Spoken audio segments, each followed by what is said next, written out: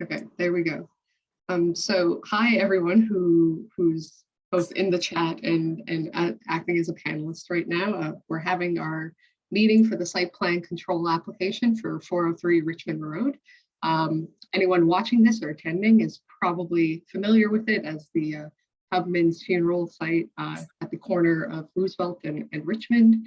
I got its zoning, I think, about a year and a half ago. I want to say it was a bit before my time, but I know it was engaged with plenty, and this will probably be useful for people who are looking to see how the technical details of the site are still rolling out. So what's being built is, as I'm sure you all know, the 9-story mixed-use building with 141 residential units and some at-grade retail, and it's got 151 parking spaces as well as 73 bicycle parking spaces. So this presentation will be posted onto our YouTube by the end of the week. So if you know that anyone who wasn't able to attend and is wondering if they can watch it and get caught up on all the details and any questions that were posed, they'll be able to watch it on the Kitchissippi Ward YouTube. You can either email our office to get the link for that, or you can just search Kitchissippi Ward on YouTube and you'll be able to find it. And you can tell anyone who's looking for it to do that as well. So in this case, as I said before, we won't be relying on the Q&A function. We'll just probably promote everyone who's watching as a panelist. And so far, it's about, it's a smaller bunch, so that we can all have a bit more of an open conversation and post questions that way. So don't worry, you don't have to use the Q&A, but if you would prefer, go ahead and put it there. It's whatever you're comfortable with. This meeting is being recorded, so if you're not comfortable being on video, that's the way you can go. So that's on the bottom of your screen and you can click there. So I won't take too much longer. We'll start with a short presentation by the applicants here. So we have Rod Lay, we have Matthew McElligott and Thomas Freeman from FOTEN. And they'll be presenting the details for the site plan. And then after that, we'll jump right into Q&A. We also have the planner on this file, Nadir Qadri, with us today. And he'll be here to help answer any questions on the city side of things. He can speak to, perhaps at this point, the comments and how that process is going. And probably it would be good just so that people know that comments are always being taken. Sometimes there's a big scary date that says, we have so many weeks, but he'll be able to clear that up for anyone who's worried. So with that, I think I'll just hand it off to you, Rod and Thomas, if you'd like to begin your presentation. Great. I'll just share my screen.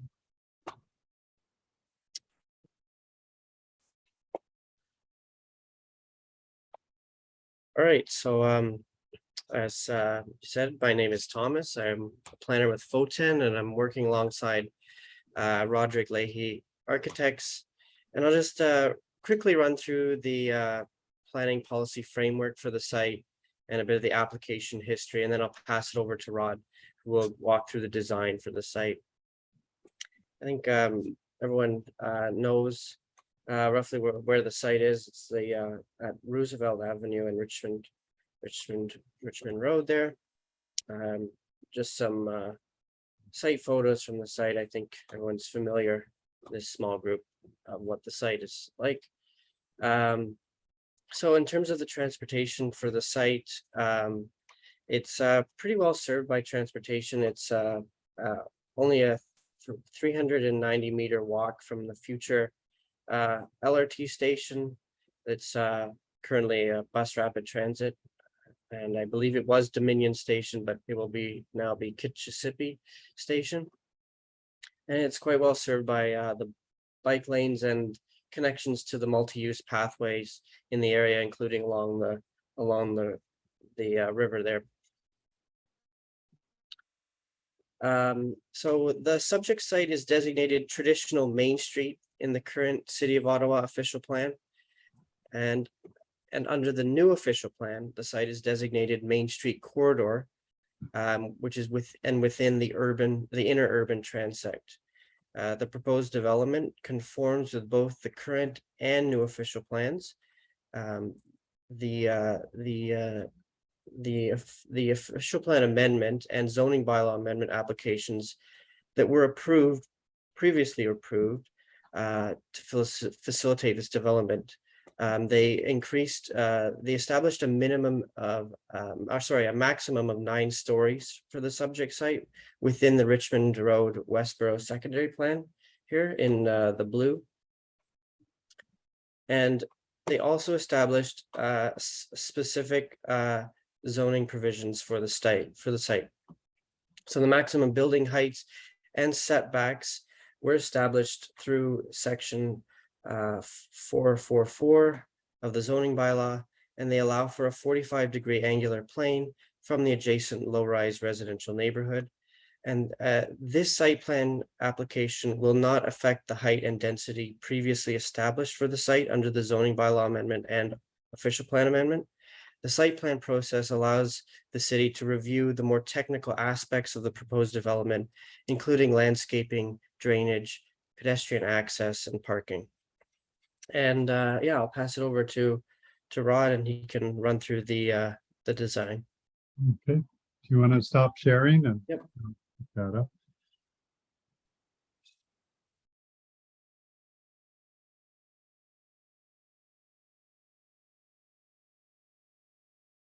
And everybody see that? We're okay? We can see it. Great. I'm always amazed when things work. So thank you, everybody. I'm not sure who else is in the room, but as described by Thomas, the site is on the northeast corner of Roosevelt and Richmond Road. It's a former site of the Tubman Funeral Home, and as well as the adjacent property to the north on Roosevelt. It was added to the site. So a key feature of the site, as Thomas mentioned, the idea of transition in a 45-degree angular plane.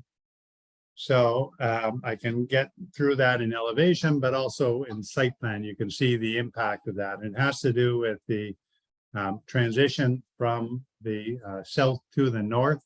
So if you look at the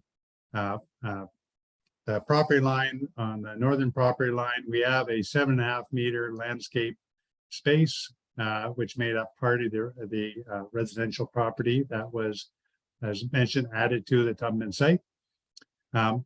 This is a drive-through, which I can get to specific. This is vehicular access into the site, as well as the main residential entry from Roosevelt Avenue.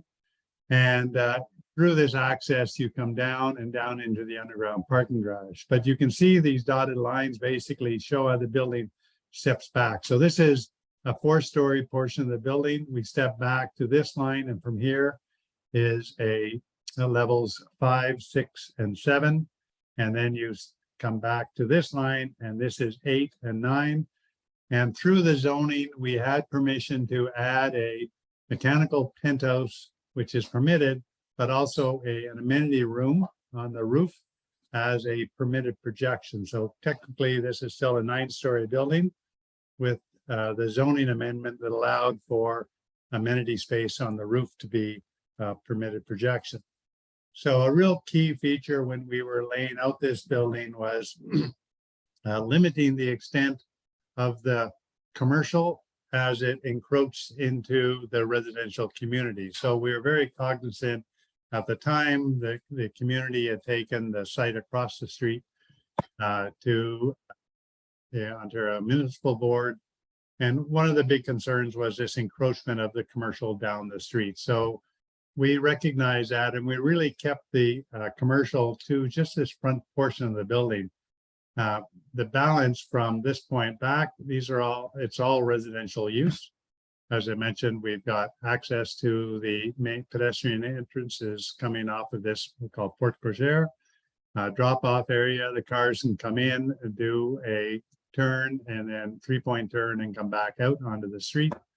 Simple movement. We didn't get into lay-by situations or parking on the street.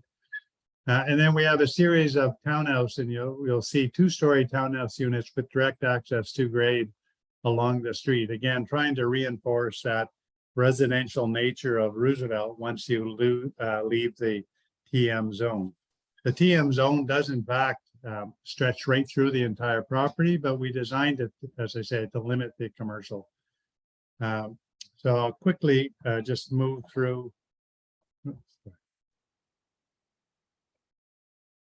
So all of the required parking is below grade. And as I mentioned, we have just drop off on the top. We've got all the bicycle parking is within the P1 level. And then we come to the ground floor, which is in this lower left corner.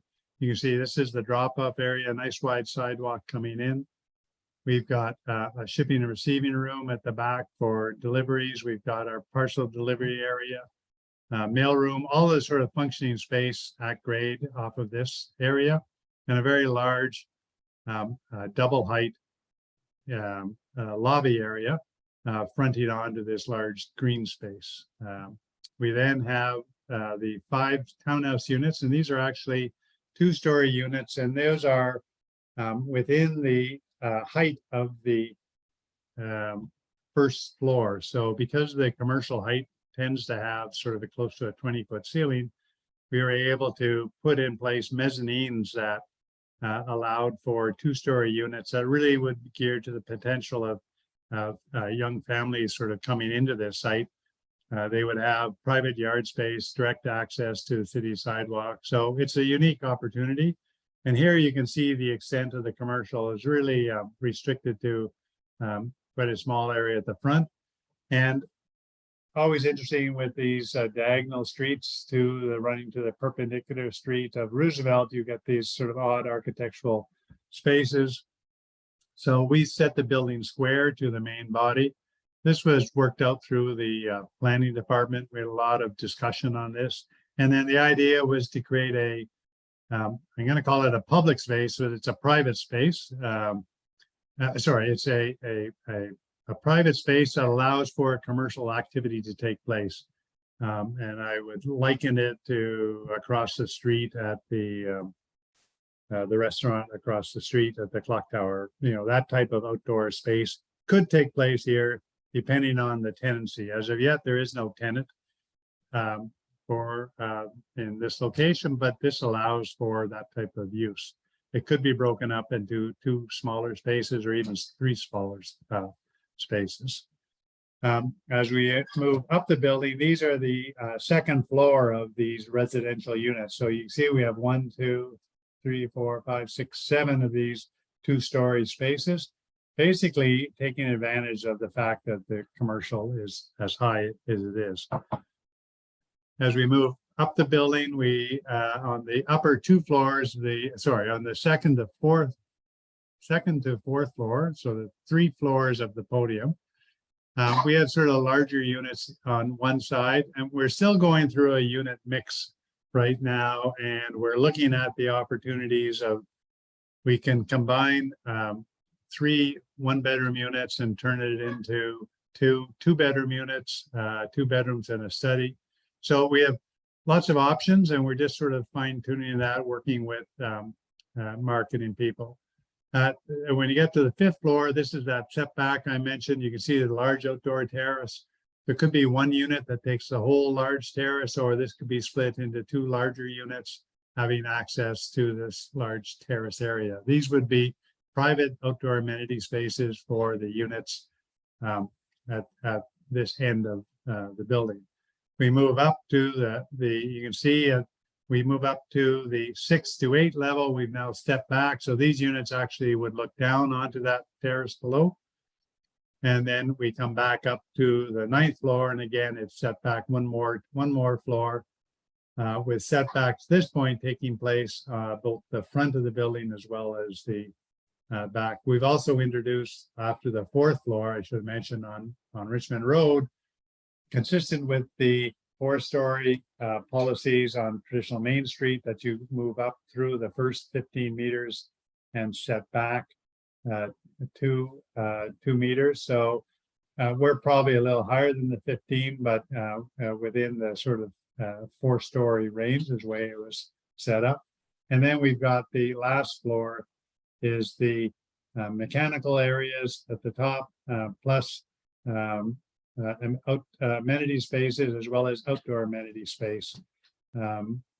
You have the southern side having views toward Richmond Road, but the north side has these spectacular views toward the river and the Gatineau Hills.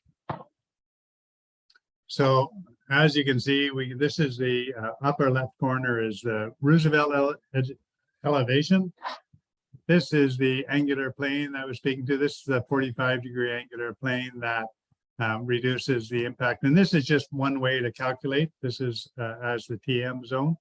Multiple ways of looking at calculating the 45-degree angular plane. So again, these are sort of guidelines that help the city establish the appropriateness of development as it denser units as they transition to residential areas. So coupled with that, the large outdoor green space, this works quite well. This is the porte cochere I mentioned, and you can see this height allows for these two-story, as I mentioned, more family-oriented units running across the base, and then you move into the commercial areas at the front.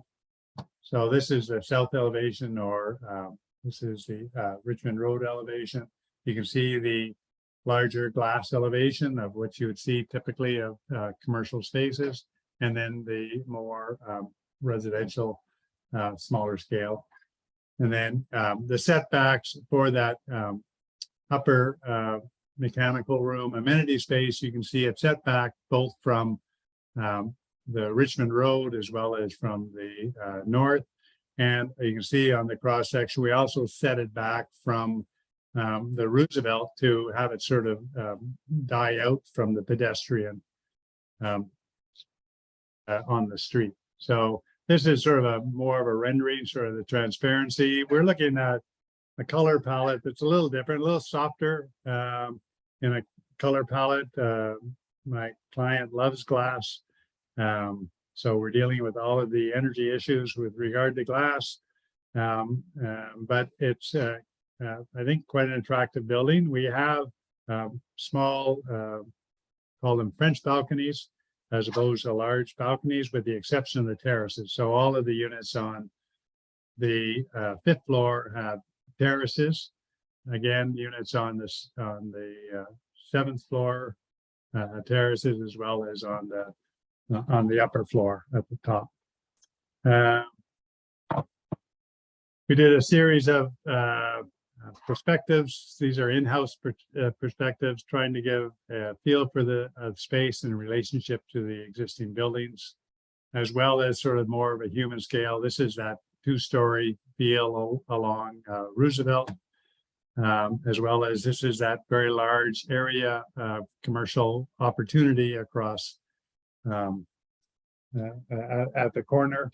You can see the materials here. We're looking at sort of a stone expression on the lower floor detailing, and more of a brick expression on the residential. Starting to create a sort of a datum line across here, which responds to the commercial. And then you've got again, this is the fourth floor, and that fourth floor setback wraps around the three sides of the building.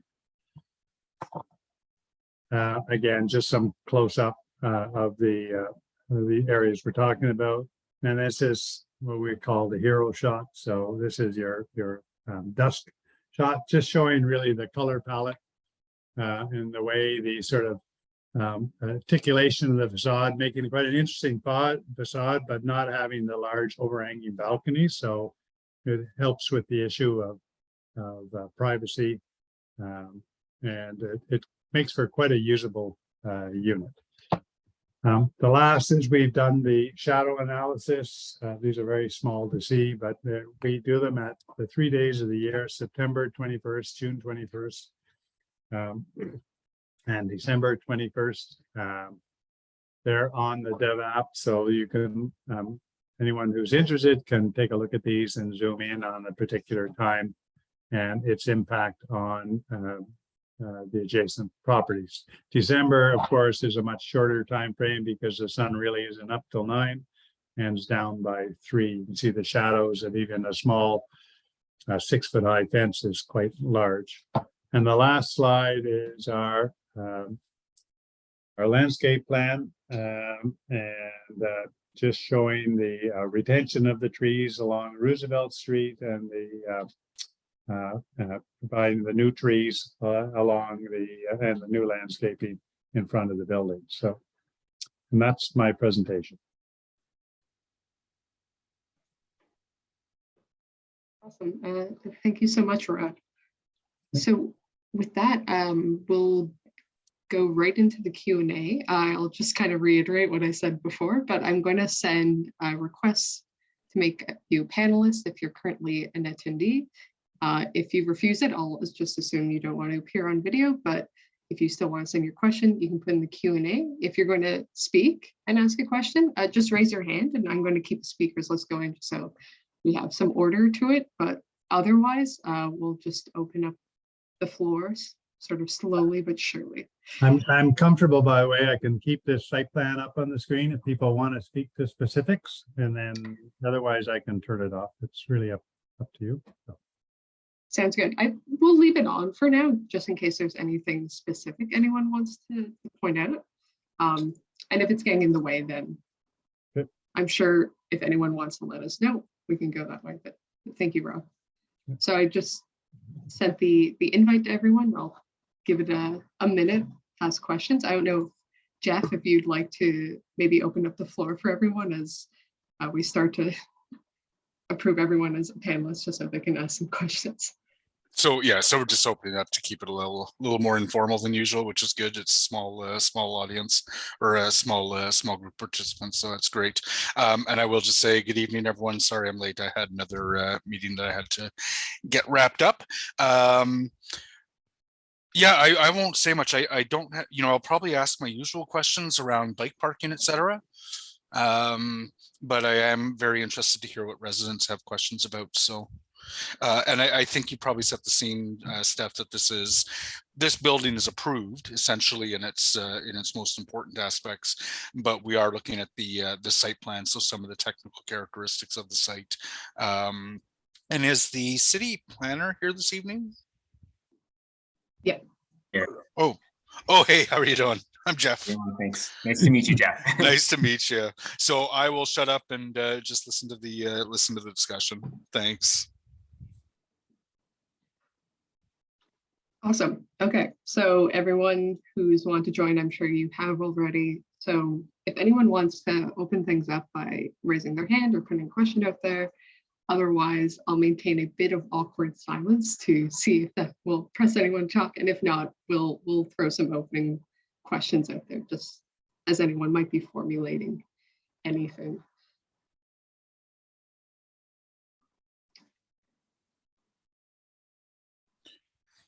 If there isn't anything immediately, maybe I'll just jump in and ask my question. How many units are there, and how many bike parking units, and how are people accessing those bike units, the bike parking spaces?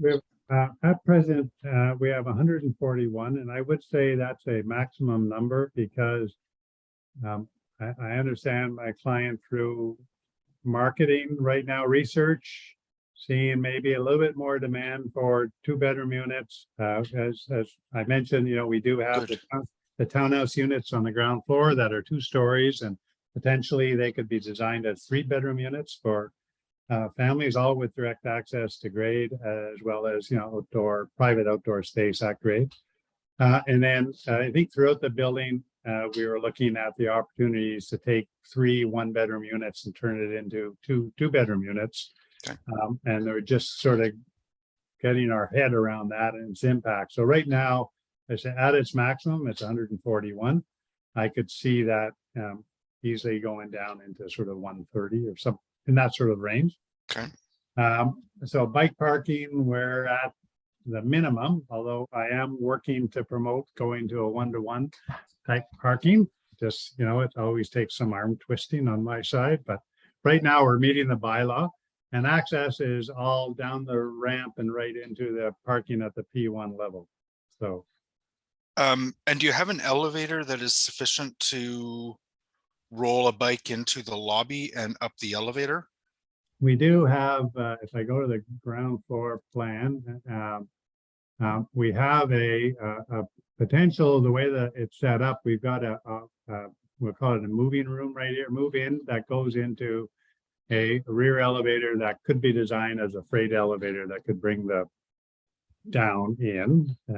Again, but we don't have, this is a small project, so it, to put in a fourth elevator would be questionable, but we could design that elevator to be a little bit more durable. The problem always with the elevators is, and bikes is, you don't want them riding up into their units and damaging hallways. And so, but we do have a secure room at the bottom of the ramp, basically, that that can hold probably more than what we're showing. We're just working out the details of that right now. So, okay. No, I just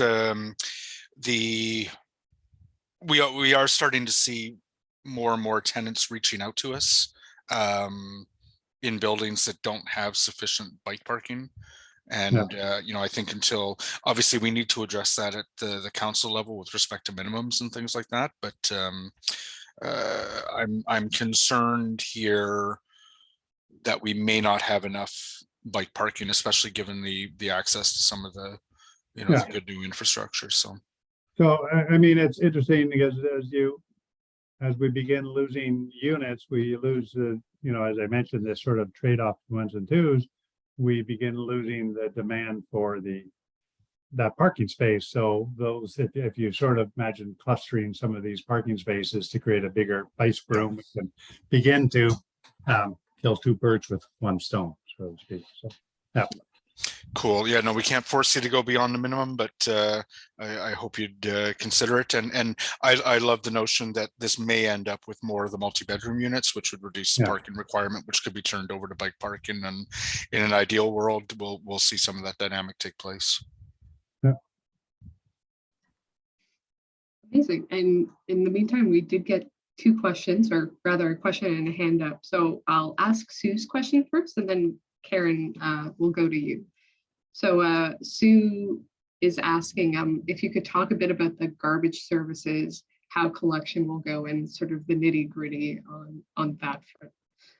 Yeah, so what's envisioned right now, we have a garbage room in the P1 level that basically garbage on garbage day is brought up the ramp, and you can see if we go to the ground floor, we've got a staging area here that on garbage days, this could be the bins can be brought up, stored in this area. It's well landscaped around, so wouldn't be visible. And then we can pull them out when the truck comes in.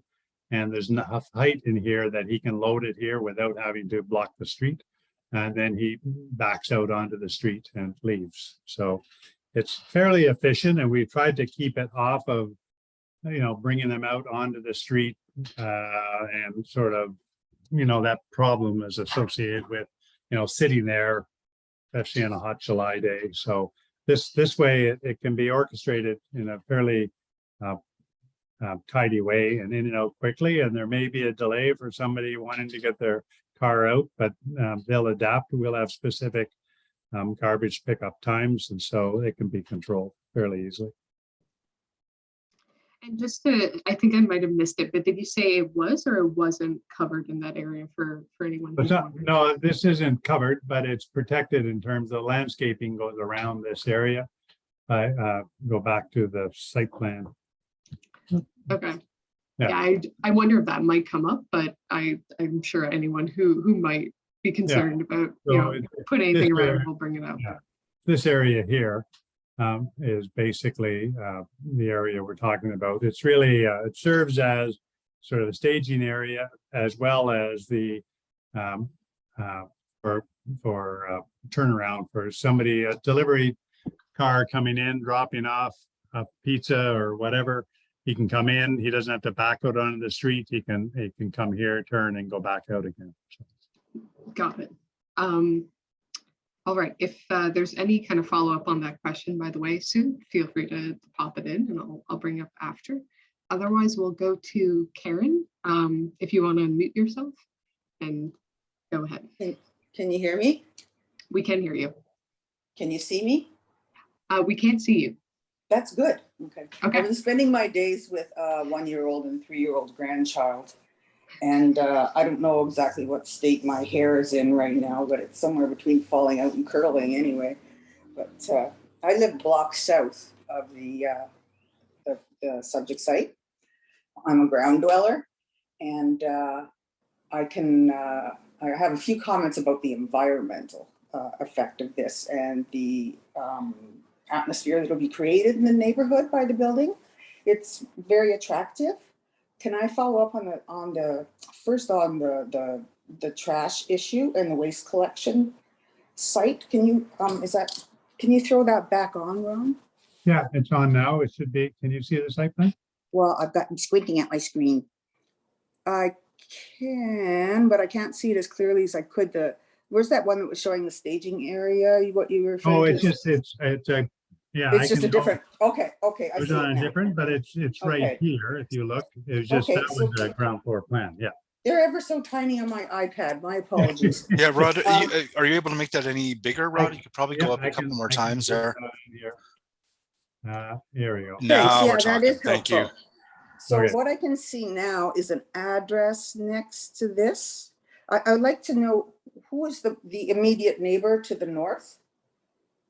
The address is 387 Roosevelt. And that says 2-story, does it? What kind of home is that? That's a 2-story. It's called a semi-attached dwelling. Okay, so what I'm thinking so- about in terms of the environment is noise pollution. And I live across the street from Westboro Station. I think it's a beautiful building, but there have been sort of insufficient muffling attempts at the sound of waste pickup. So you've spoken of staging. What can you do for muffling, for the sound of trucks rumbling in?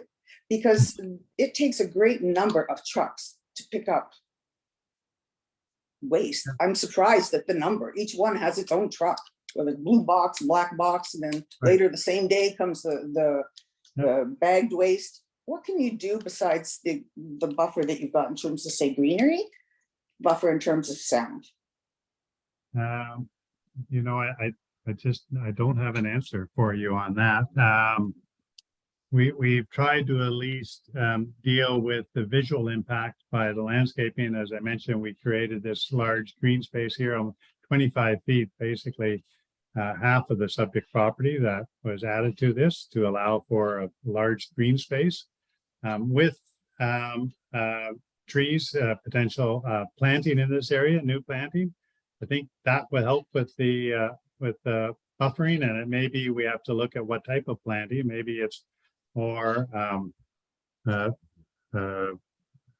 forest planting in there, something to create more of a sound wall, I guess. So we do have a fence across the property. So. Mm-hmm. And I'm not thinking only about the immediate neighbor, but one of the phenomena that makes you crazy is the echo and Right. the transmission of sound through corridors. So that Right. sound would hit, whatever that building is. Now yours is quite tall to be, and you've got substantial step backs there, right? Yes. Yep. Yeah. So that'll help with the echo a bit, but just the bounce becomes very, very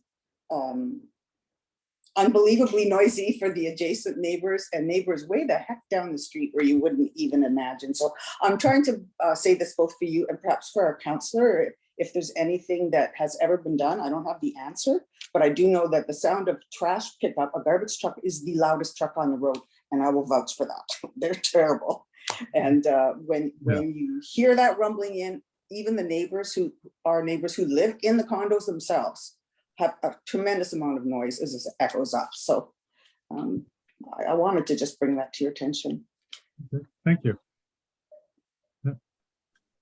And I got lots of comments about the environment, but I'll let somebody else speak. Sounds good, Karen. We only have one other question so far, so we might come back to real quick. But in the Q&A from Anonymous, just on sort of the question of what's going in the building, is it going to be rental or is it going to be condominiums? Well, my client hasn't confirmed that, but generally that's a question that doesn't have much planning merit. So we tend to shy away from answering those questions because there's an implication one's better than the other. So But through our design development process, I think I've been a rental 3 times and a condo about 3 times. So, and I think combinations of the two. So, it's a really hard thing to give you a straight answer. And I think even my client would be hard pressed to give. I think he's leaning right now toward condominium, and he's leaning that way. But again, he at this point isn't committing to that, but he's leaning toward that. We're doing a number of rental projects with Mr. Greenberg. We're doing Soho Italia right now, Soho Champagne Phase 2, and he's doing a project up by Algonquin College with Joey DeBear, she's part of, as well as another project in the East End. So right now I would say we're leaning toward a condominium, but I don't think he's not going to commit to it at this point. Okay, well, thank you for the honesty at this point in the process. Non-answer. So, yeah. And I know people will also be asking out of, perhaps even looking for, future places, or out of concern, it can run the gamut of it. And Jeff, if you want to pop in. Am I next? Cool. Yes. I know Judy is the head of the BIA, and she's not here this evening, I don't think. She'll want to ask, with respect to the commercial unit, whether you can build in cycling parking there as well. We've got a fair bit of space. I mean, the cycling parking, I think, works best on the commercial when it's right at grade. You can see with the site plan. So because we've angled the building away from the street, we've got lots of opportunity for on-street bike storage. Is that what she's looking for? Or no, something? she's been really pushing for secure bike storage indoors on the commercial Main Street on Richmond Road. Where, she's trying to encourage more people to cycle in, because parking obviously is a massive pressure, and the stretch well. And so she is seeking to have more indoor secure bike parking available for the commercial tenant.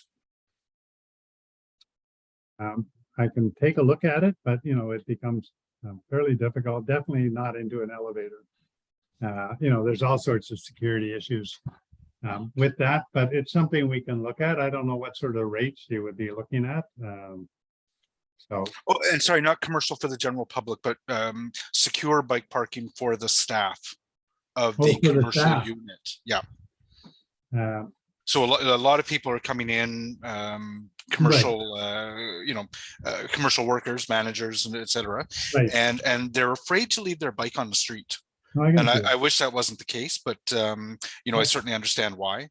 And so she has been pressing most of the developers of these new buildings to look at that. Okay, let me take a look. I said the floor plan is always in a state of flux, so there may be a way to create a small space. I don't think what sort of numbers would be involved. So probably 4 or 5 bikes or something like that, I would think. I'm not sure. Yeah. Okay. And it's a single commercial unit here? Well, it's shown as single, but it could just as easily be 2. Yeah. One taking advantage of the corner and the outdoor, another one just with a sort of simple access coming right in off Richmond Road. Yeah. Is there a bus stop at this corner? There is, isn't there? Yes. Yes. Yeah, thanks, Karen. It's I'm trying to see if it's on our drawings. There's one on the south side of Richmond, immediately across. I'm not sure about the other side, must be closed. I don't There think is one on the other side, right at the end, close to the parking lot at Tubman. Yeah, I'm sure if I get off the bus at Roosevelt, this is where it lets me off, is in front of the Tubmans. Yes, and there's a bench there and everything, Jeff. Yeah, so in your site plan, I would just ask Nader to be cognizant, and you folks as well, of the need not to, if at all possible, to improve the experience for those waiting for the bus, but certainly not to diminish it. Okay. Awesome. In that case, Karen, if you have any more questions, feel free to jump in again with them. Okay, this is part 2 of the sound question. You referred to your penthouse, your mechanical penthouse. Yes, Could you put one of your perspectives or elevations wherever that was shown? Okay. It looked to me like it was enclosed in some way. Where I'm going is what measures can be taken to enclose any AC units and other mechanical running on the roof. oh, And- most of it would be enclosed except for the. It is. Yeah. Where's the ventilation? Again, I ask, that's disruptive not just to neighborhoods when it echoes. We're going to have a substantial corridor, even with your step backs, running down Roosevelt from your building across Richmond between Westboro Station, and it does travel because I sit at the foot of that corridor that I described, and a truck that's idling on Roosevelt outside Tubman's sounds like it's in my yard. It's just the acoustics. It makes a big difference if there's a barrier between any large vent or whirring rumblings.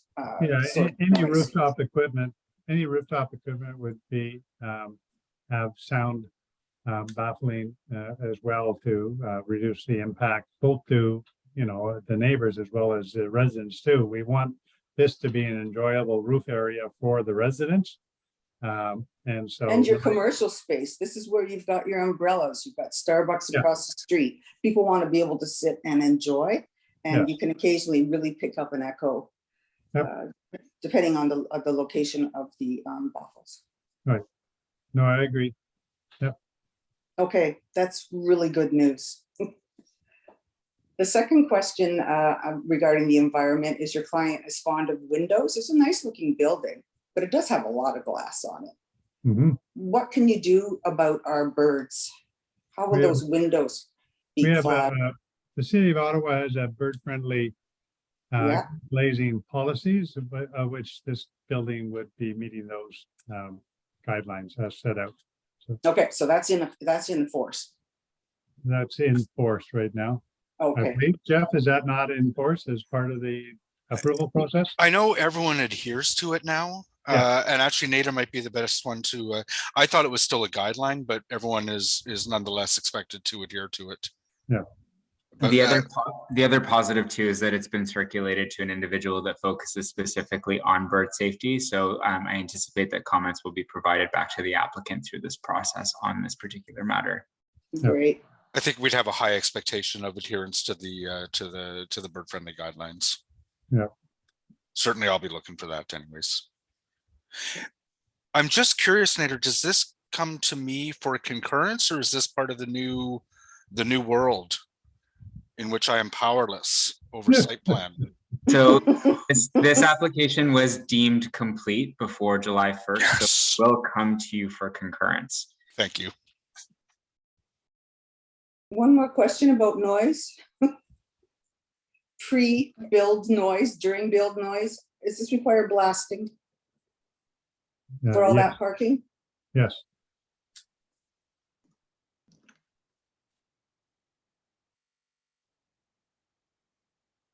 Rod, it's sorry, is it 2 stories down?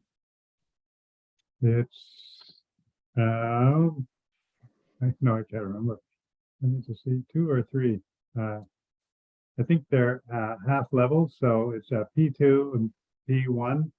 Yeah, so just 2 levels, but it's sort of a half level because of the split. So it's like 2.5 levels down. So a good 5 or 6 months of excavation if you're blasting. Yes. And do you know if you're going to, or does your client know if they'll be blasting, or are they going to be rock breaking? Probably a combination of the two, but I think I don't know if Martin is on the call or not. Did he make it? I think he's been working with the sort of the construction end of it, whether or not it would be. I would hope not to be doing that much hole ramming. I know the blasting is. Oh, I mean, I think the neighbors blasting is kind of scary, but it's it's a whole lot better than hole ramming.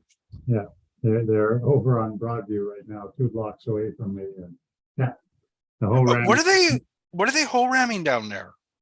They're digging right down to rock. Rock's about, I think rock's about 6-7 feet below grade, and they're down about 20 feet. But sorry, putting in all the which new one is that services. for? They're doing new services all the way up the road. So I'm not sure why. I lived in that street for 20 years. I never. Okay. And they're rock breaking down to do that, eh? With Yeah. okay. Oh, the noise is something else. So. Yeah, I'm sorry you're going through that, but Well, at least I'm 2 blocks away. I pity the residents right there. So yeah, that's not fun. Yeah. No, if your client is able to blast, that would be help accelerate and reduce some of that noise impact. Mhm. And Karen, did you have any follow-up to the question about blasting? Oh, no, that was definitely a yes, no. Okay. I need to know when to plan a very long vacation. That definitely makes sense. And if, of course, if you do have any questions about, obviously, some people come in with, concerns about the blasting guidelines. There's plenty of city, specifications to follow. We will be doing, or the contractor will be doing pre-blast surveys to all the properties, sort of traditional, even whether it's blasting or ORAM, we'll be doing a full survey of the existing neighborhood and for records keeping of existing conditions. So. Mm-hmm. Yeah, and that's just good for folks to be aware who might be a bit concerned. Obviously, it's a bit jarring. So I'm not seeing any other questions in the One chat. other question. So in the corner space, I obviously your client is going to want to be able to sort of add as much cafe seating in there as possible, probably anticipating a restaurant or a cafe type use. Is there any way you can get another tree on your property in there? There could be a possibility in that you can see if you look at that structure. I'm in here. We're away from this area, and it's right in that sort of site triangle area. So working, there may be a way to put something in here. It'd be a nice feature to do that. I mean, I'd love to have it. So you'll probably get into engineering whether or not they would support anything in this site triangle. But I think the site right, of course, is pretty restrictive here. It's pretty simple, so I think there's opportunities. I'm just going to go back to the landscape plan to see if we did. Nope. So I think I definitely would. We can take a look at that, Jeff. I'm quite comfortable if we could get one to actually grow because we would have proper soil depth. Yeah. The restaurant just down the street from me at across from the Pizza. At Hamilton and Hamilton. So, one of the nicest features of that courtyard is the tree. Yes. Yeah. Right? You see that on a summer night with the lights in it, and it's absolutely gorgeous. And we need more trees on Richmond Road. So I do understand though that transportation might be a little iffy on the sightline consideration. Okay. I will note that the honey locust trees that are currently along that stretch will be retained. They're outlined there, and those mature trees are the intention is to retain them as much as possible. Yeah, that was my understanding. Thank you. Garbage noise from the HVAC. Where is the garage venting out? Do you have like an in-ground exhaust vent? Yeah, I think presumably on the west property line there somewhere. On the I don't know if we've got it. That's the landscape plan. I'm going to go to the architects.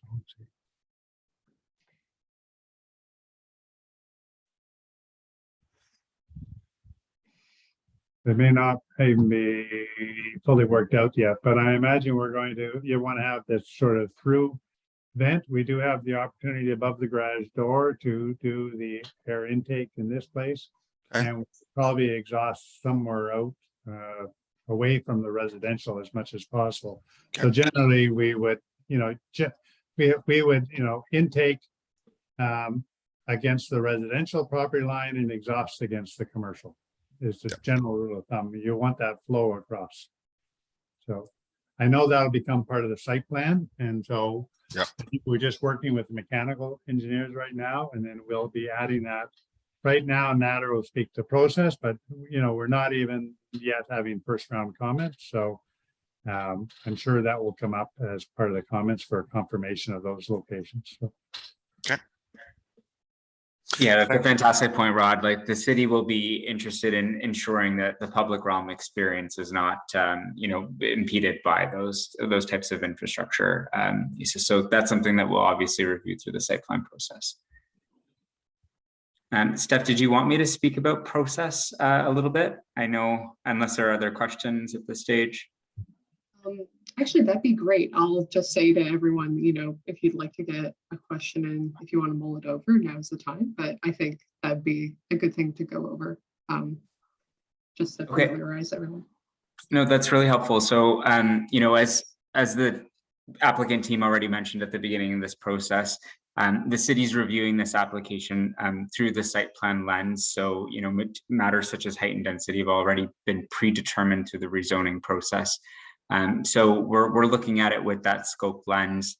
The application was submitted to the city, was deemed complete, was circulated to various departments and agencies, and we've received a number of comments back. We have not provided those back to the applicant yet. We are waiting to have this meeting to obtain some additional commentary from the community to integrate that into our memo before providing that back to the applicant. But once the applicant does receive that following this meeting, that will then inform their future resubmissions to our group, and then following which, we will hopefully wrap up the site plan process, subject again to councillor concurrence on this, and then that will then allow the applicant to submit for building permits and commence construction. Awesome, thanks, Nader. And maybe it would just be good to sort of let people know, obviously getting comments in as soon as possible for that first round is ideal to get them back, but it's fine if people kind of provide comments after that on the site plan. That is correct. We accept comments on applications all throughout the process, but we do the sooner the better in that we provide comments back to the applicant following meetings like this one, and so they're able to. Those comments are able to inform changes to the plans at an early stage, the sooner they come in. Awesome, thanks.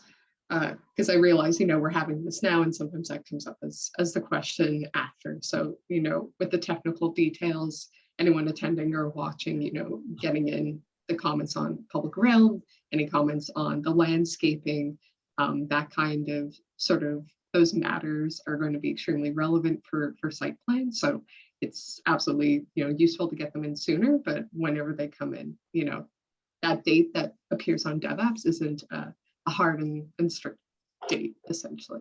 And Karen, I see your hands up, so if you'd like to. Yes, just a point of technicality for me. I don't know if there's a distribution, a circulation list on persons who are interested in this project yet. I know that the city planners and all of the city staff have taken their names off the directory. I don't have the DevApps open in front of me. Is your email address there if I want to submit these comments? It is, but I will also type it into the chat so that you've got it handy. Oh, perfect.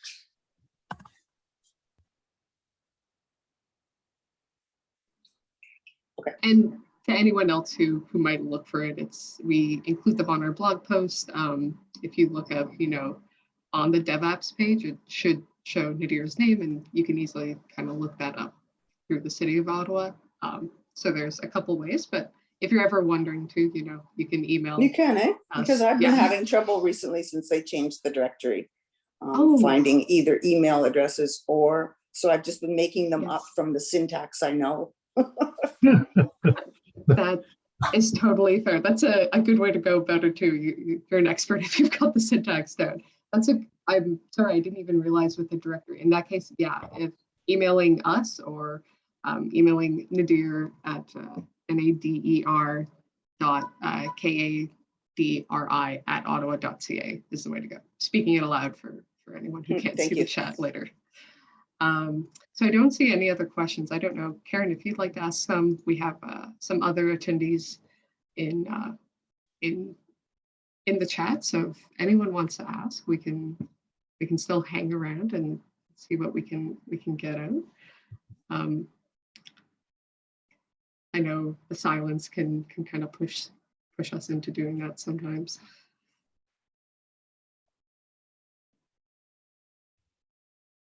I think we're good to wrap up. Good. All right. Early evening.